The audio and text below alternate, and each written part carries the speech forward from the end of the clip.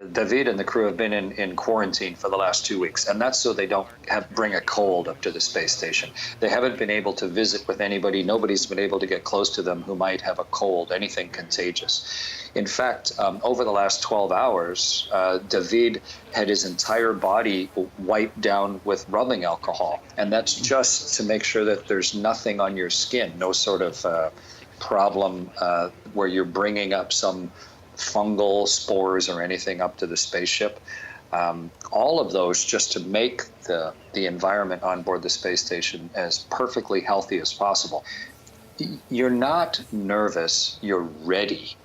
You know, you would be nervous if you didn't know what to do, but you have been getting it's like an exam where you know the answer to every question. And all you really want to do is start writing down your answers. And all you're really worried about is that they're not going to let you go today, you know, because you are as supremely ready as a human can be. You've gotten rid of your nerves years previous. You are the readiest and most capable you could possibly be. So that's how you feel walking out to the ship. You feel like bigger than yourself. You feel like this is a day that I can handle and bring it on. I want to do this thing today.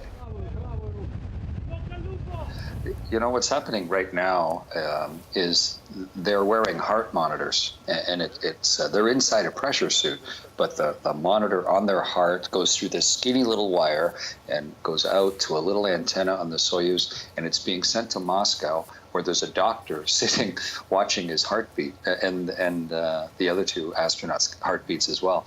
And so they're actually laying there nice and calm and relaxing. It's still 15 or 16 minutes till launch. They've been playing them some music to keep them calm. So it's actually a time where you really gather yourself. I think it's a nice tradition. Things are about to get really busy for 6 months, and the next 10 minutes of launch are overwhelmingly busy. So it's actually a brief moment of calm before the storm right now, and you use it to relax and get yourself ready. What David has in his hands is the emergency checklist. There's one page that he's looking at that lists everything that's supposed to happen during launch and the exact down to the second when it's supposed to happen, and then all of the potential waterfall emergencies that could happen if things fail at different times on the way up. And so he's wearing his full pressure suit. He's got his thick, heavy gloves on. He's holding onto that checklist.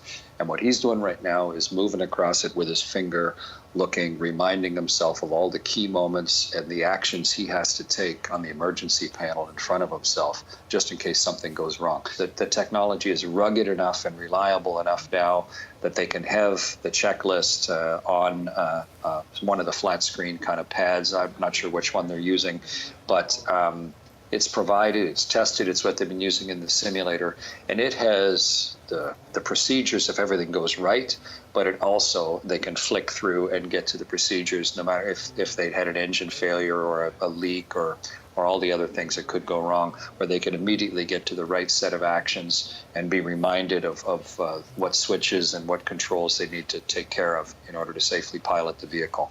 So it's just kind of the modern checklist, and it's nice to see it integrated into this version of the Soyuz. We're getting in-cabin views. You're getting a live view. Imagine if you had 5 seat belts, or in fact 7 seat belts, where you've got one around your waist, one over each shoulder, one up between your legs, and then one on each knee, just to hold your knees in the right place. That's sort of how you're squished in the chair in the Soyuz, because if something violent happens, you don't want your body flying around. And so you can move your arms, you can move your head, but your body is pretty much pinned.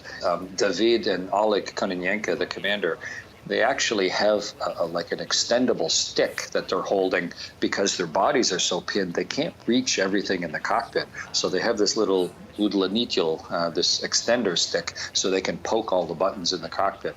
And it's really just because your body is firmly part of the ship, and it's only your eyes and your head and your arms and your hands that are free to move around and operate everything. You're on your back for hours and hours, and the launch, the rendezvous and docking could be delayed if they ran into a deployment problem or some sort of navigation problem or whatever.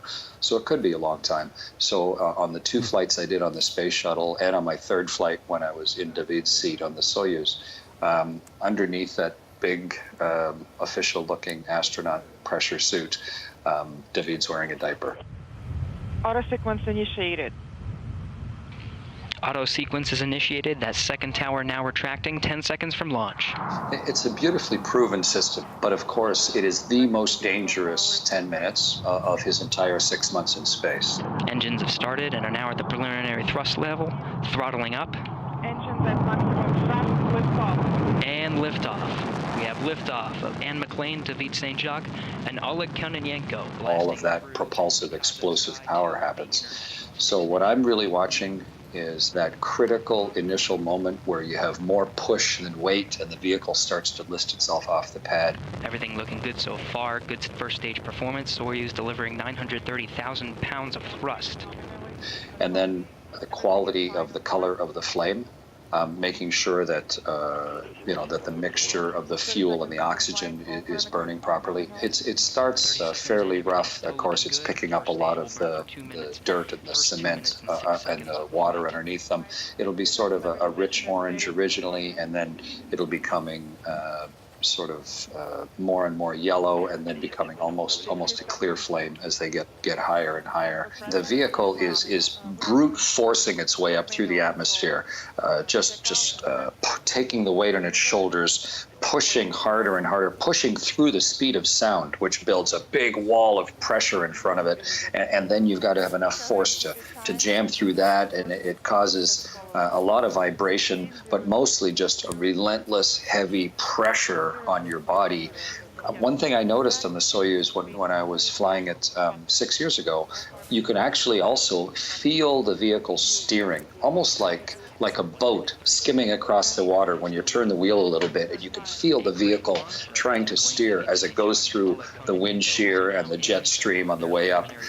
You can feel the aliveness of the ship underneath you as it's directing you through the air. Escape tower has been jettisoned.